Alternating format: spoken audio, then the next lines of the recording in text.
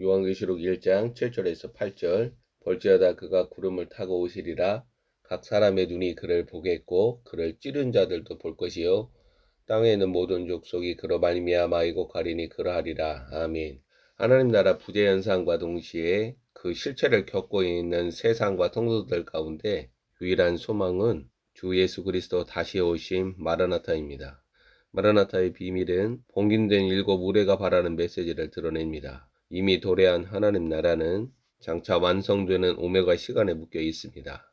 이것이 현실 도피적 세기말적인 증후군이 아니라 본격적인 주님의 현실 개입, 즉 때와 일어나야 하는 오메가 사건들이 발생하고 있습니다.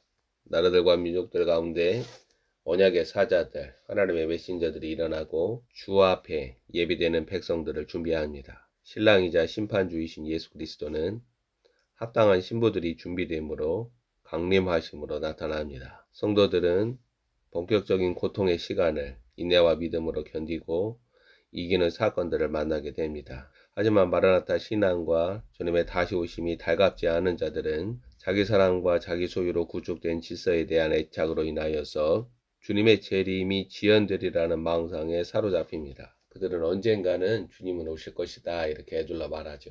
그들은 하늘의 일을 책임지시는 하나님이 땅의 일들에 관하여서 자신들에게 일괄 위임하였다라고 주장합니다. 세상 권력이나 종교 권력이 예수 그리스도를 심판한다며 십자가의 처형과 죽음으로 몰아간 사실을 성도들은 반드시 기억해야 합니다. 마라나타와 상관없는 자들은 그래서 주님의 다시 오심이 어떻다는 거냐며 항변합니다. 세속화, 이교와 우상화되어가는 땅의 현실에서 지상 교회들은 자기 안정 도모에 몰입하다가 심판당합니다.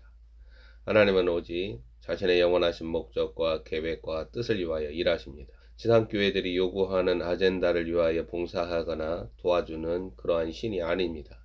현실을 하나님의 말씀 가운데서 바르게 읽어내고 해야 할 일들을 아는 지혜가 지금이라는 영적 타임에서 절대적으로 요구됩니다. 오메가 시기를 준비하는 거듭남과 주가 지시하는 길, 방향과 뜻으로 나아가야 합니다.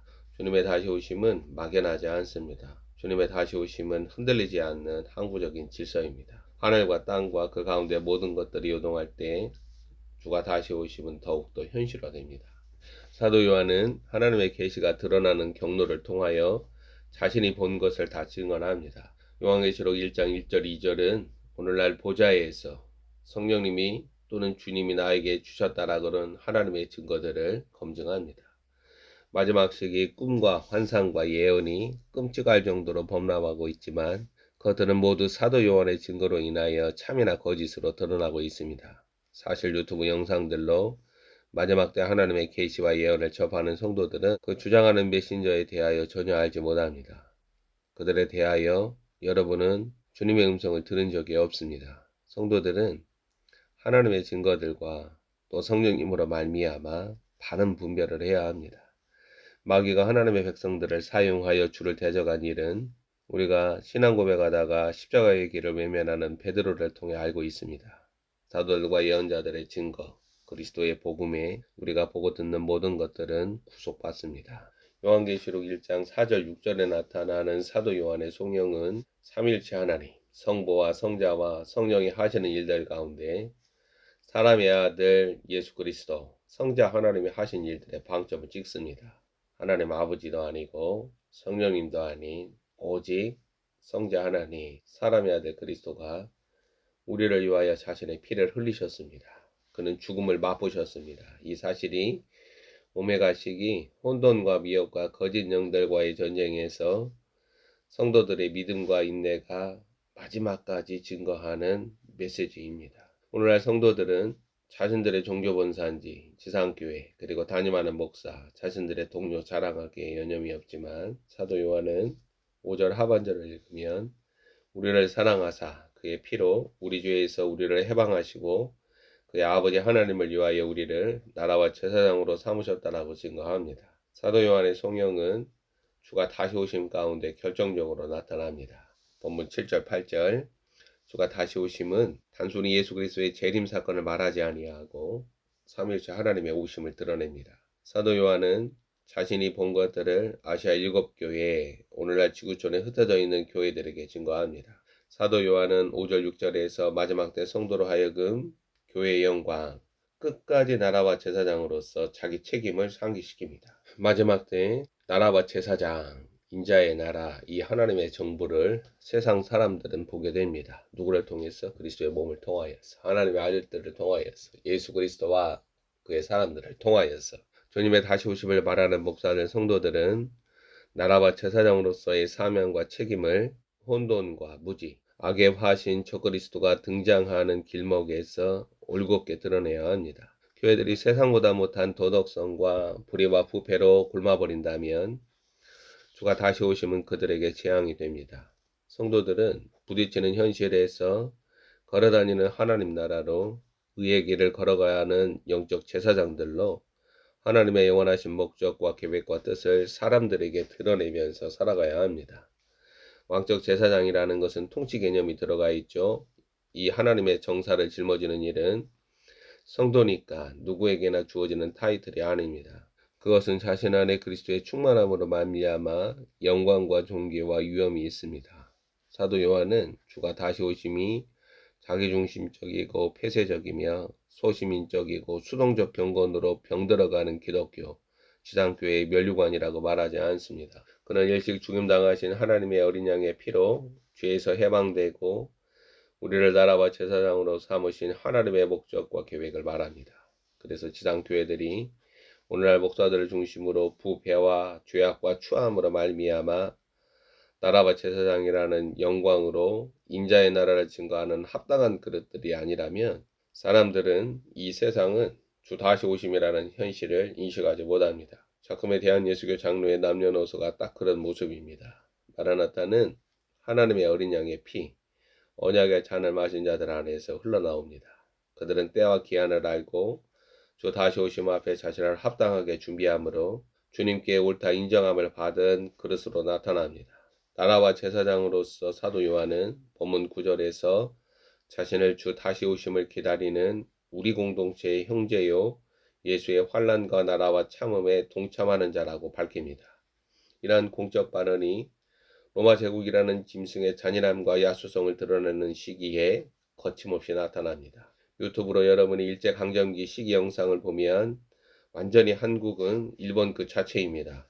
그 세대가 비극적이고 슬프며 가슴 웅어리로 자리 잡지만 당시 기독교 신앙이나 전통이나 문화는 어느 영역이나 지역이나 세대에서 그 흔적조차 보이지 않았습니다.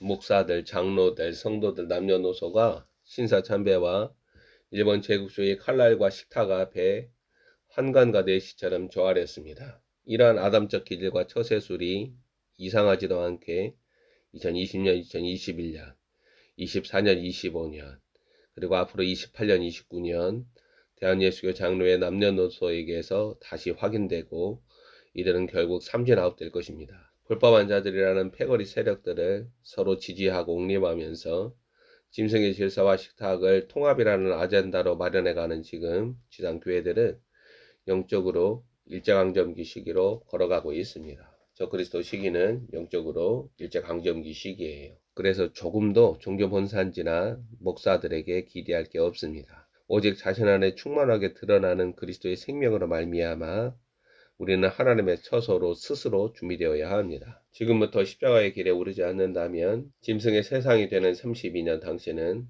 온 땅에 울려 퍼지는 사이렌 소리에 기꺼이 경배하며 엎드릴 것입니다.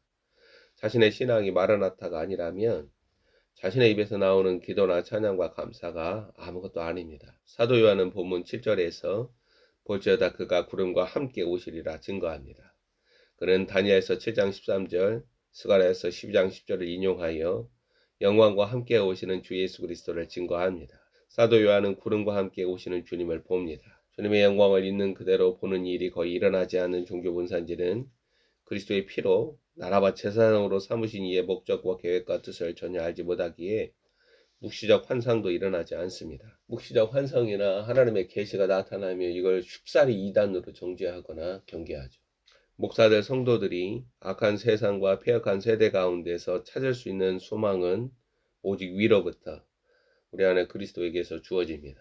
세상과 사람들로부터 얻어지는 것들로 지상교회를 화려하고 유용있게 치장하더라도 영광스러운 계시나 환상이 주어지는 일은 없습니다.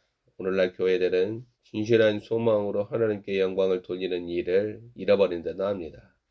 주가 다시 오심에 눈이 있는 사람은 다 그를 보며 그를 찌른 자들도 보며 땅의 모든 족속들이 그로 인하여 가슴을 치게 되리라. 꼭 그렇게 될 것이다 라고 사도 요한은 증거합니다. 주의 다시 오심은 아담 이래 모든 자들을 향하여 드러난 하나님의 사랑을 결정적으로 성취한 그리스도의 십자가를 땅의 모든 족속들의 심장에 되울리는 하나님의 오심을 말합니다. 결정적으로 마침내 한날 주가 오시는 재림 사건에 이어져 있는 주님의 오심은 오늘날 성도들 가운데 발생하는 사건입니다. 주님의 다시 오심은 지구적으로, 우주적으로 발생하는 사건입니다. 땅에 있는 모든 족속들이 목격하는 사건입니다. 주님의 다시 오심과 관련하여 요한계시록 16장 15절은 도둑같이 오시기에 깨어 자신을 지켜 벌거벗고 다니지 아니하며 자신의 부끄러움을 보이지 말라고 명령합니다. 요한계시록 22장 7절은 속히 오시리라 증거하면서 이 예언의 말씀을 지키라 경건을 주문합니다. 또한 요한계시록 22장 12절은 속히 오시리라 증거하면서 각 사람에게 줄 상급과 심판을 상기시킵니다. 요한계시록 마무리는 22장 20절에서 내가 진실로 속히 오리니로 나타납니다. 주님의 오심에는 요한계시록 2장에서 3장에 나타나는 아시아 7교회의 중간심판적 성격을 드러내면서 결정적으로 우주적 사건으로 나타납니다. 변할 수 없는 진리가 모든 족속들에게 확인되고 주님의 오심은 만물 가운데 하나님의 계획과 목적과 뜻을 그가 행하시는 경륜으로 이루시는 하나님의 열심을 증명하는 오심을 말합니다. 주님의 다시 오심은 눈이 있는 자들과 가슴이 있는 자들에게 애통과 회개와 부르짖음을 동반하는 오심입니다. 구원과 심판의 완성을 위한 오심이고 참된 교회의 영광을 드러내는 오심입니다. 영광스러운 주 예수 그리스도는 환상 가운데서 요한계시록 1장 12절에서 16절로 묘사됩니다. 신적 영광과 두려움을 동반한 주님의 오심은 지구적인 애통과 회개를 일으키고 그 앞에서 엎드려져 죽은 자같이 되어버린 사도 요한의 고백을 일으킵니다. 사도 요한은 볼지어다 그가 구름을 타고 오시리라고 외칩니다. 이 증거와 외침이 짐승의 질서와 식탁을 마련하고 있는 지구촌의 천둥 소리와 같이 울려지기를 원합니다. 이 외침이 우리들의 가슴에서 살아나야 합니다. 주님의 다시 오심이라는 소망과 주를 있는 그대로 뵙는 영광이 우리 가운데 임해야 합니다. 주님의 다시 오심을 사모하는 자는 그리스도의 십자가를 부끄러워하지 않습니다. 그리스도의 피로 우리를 죄에서 해방하사 나라와 제사장으로 삼으신 하나님의 사랑을 온 마음으로 경험하는 자들입니다. 시작과 끝을 주관하시는 나는 알파요 오메가라 자신을 드러내신 주님을 영적으로 도덕적으로 어두워지는 밤의 현실에서 우리는 마라나타로 돌파합니다. 일제강점기를 돌파하는 참된 능력이 위로부터 옵니다. 오직 그리스도 안에서 아버지 하나님이 바라신 약속으로 하나님의 보호로 말미암습니다. 나사렛 예수 그리스도라는 역사적 동선이 이 땅에서 사라질 수 없는 것과 동일하게 주와 그리스도가 되셔서 하나님의 우편 보좌에 앉으신 승귀하신 주 예수 그리스도는 때가 참에 반드시 오십니다. 내 안의 영광의 소망 그리스도의 다시 오심을 우리는 마라나타 신앙으로 기다립니다.